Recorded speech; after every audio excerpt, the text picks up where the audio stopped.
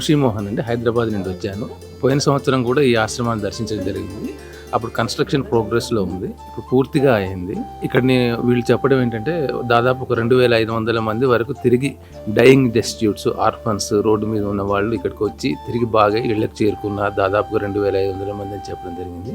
ఇప్పుడు ప్రస్తుతం దీని స్ట్రెంత్ 600 మంది. వసతి ఫెసిలిటీస్ అన్నీ కూడా 5 స్టార్ ఫెసిలిటీస్ ఉన్నాయి, ఎయిర్ కండిషన్డ్ ఆఫీస్. అండ్ వీళ్ళు పైన ఆర్ఫన్స్, మెంటల్లీ డెస్టిట్యూట్స్ వీళ్ళందరికీ కూడా మంచి వసతులు ఉన్నాయి. 4th ఫ్లోర్లో కార్పొరేట్ హాస్పిటల్ లాగా ఉంది.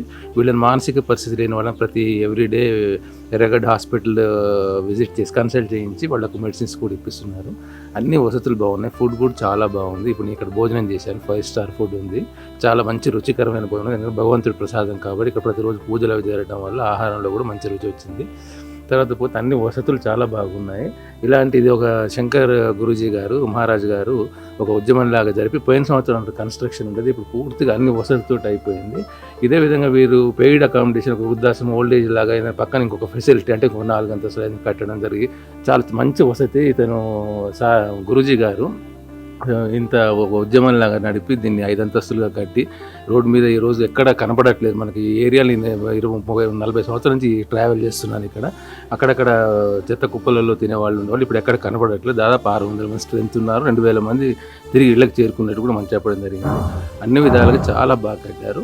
పెయిడ్ అకామిడేషన్, ఏదైనా old age home and orphans కోసం పేమెంట్ చేసే వాళ్ళు కూడా అలాగ చేస్తే కూడా ఇంకా చాలా బాగుంటుంది.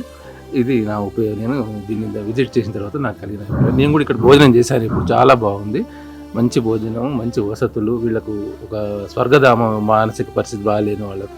ఇది నా ఒపీనియన్.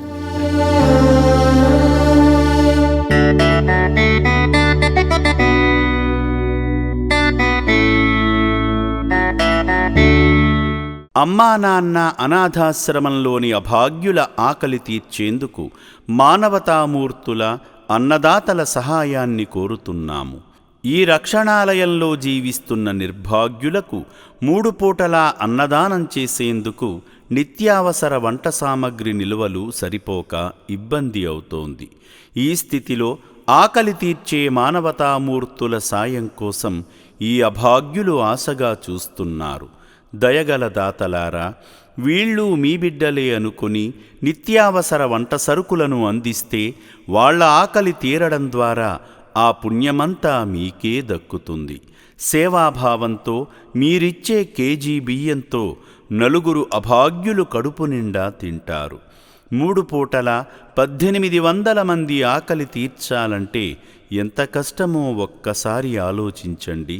దయచేసి బియ్యము, పప్పు, నూనె, కూరగాయలు ఇలా ఏదైనా సాయమందించి శ్రీ పుణ్యలింగేశ్వరుని అనుగ్రహానికి పాత్రులు కండి.